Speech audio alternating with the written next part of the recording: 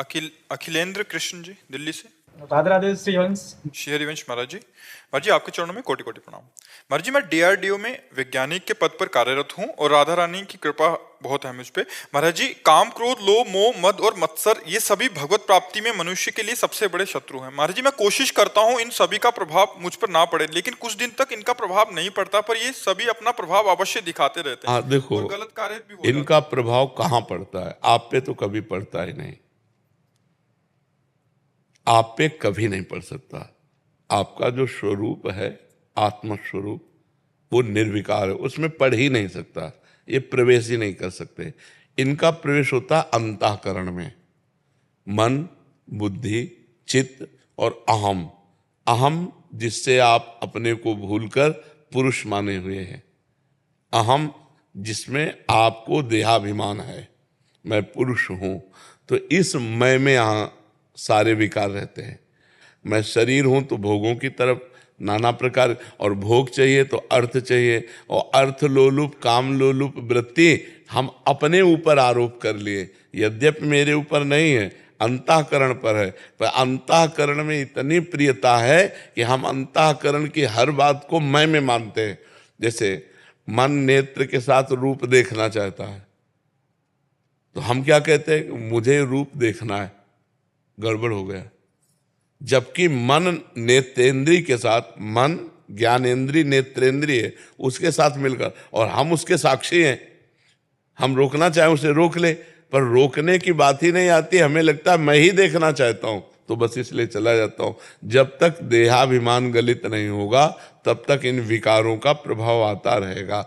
देहाभिमान गलित होने के लिए खूब नाम जप करो, सत्संग सुनो, धीरे धीरे जब ज्ञान प्रकट होगा तो देहाभिमान। आप शरीर तो है नहीं प्यारे, पक्की बात समझो, 100 में 100% आप शरीर नहीं है। शरीर को आपने अपना मैं स्वीकार किया है। थोड़ा ज्ञान होने पर लगता है शरीर मेरा, जब शुद्ध ज्ञान होता है तो बिल्कुल ये ऐसे है जैसे आप गाड़ी पे बैठे हैं, आप अलग हैं गाड़ी अलग है, आप अलग हैं गाड़ी अलग है। ऐसे मनुष्य शरीर रूपी गाड़ी परमार्थ की यात्रा के लिए भगवान ने आपको दी है। हम गाड़ी को गाड़ी न मानकर मैं ही मान लिए, तभी हम कंट्रोल नहीं कर पा रहे। जो देखना सुनना भोगना छूना वो सब मैं में आ रहा है कि मैं देखूं, मैंने भोगा, मैंने किया, मैं तो अहंकार विमूढ़ आत्मा करता हमिति मन्यते। अहंकारी मूढ़ता को प्राप्त हुआ पुरुष ऐसा मानता है, इसलिए इन पर विजय प्राप्त नहीं कर पाता। इसके लिए हमको भगवान नाम जप, शास्त्र स्वाध्याय, सत्संग, तब हमारी समझ में आएगा। नहीं तो ये जब तक मैं पुरुष हूं तब तक इनका आक्रमण बनता रहेगा। जब तक मैं पुरुष स्त्री आदि भावना है तब तक उसी भावना में इनका आक्रमण होता है। आपका ये भाव भूल जाए कि मैं पुरुष हूँ, मैं आत्म तत्व हूँ, मैं ब्रह्म हूँ, या मैं भगवान का दास हूँ, इनका अस्तित्व नहीं पड़ेगा। तो वो थोड़ी देर ना आना भी एक भ्रम जैसा समझो। जिसको लगता है कि जैसे थोड़ी देर नहीं आया लेकिन फिर आ गया, वो एक भ्रम जैसा वो रहते हैं। महाराज जी 2-3 महीने तक तो ठीक रहता हूँ मैं, उसके बाद फिर दिखाना। हाँ देखो ना, अभी गलती हुई ना, 2-3 महीने मैं ठीक रहता हूं।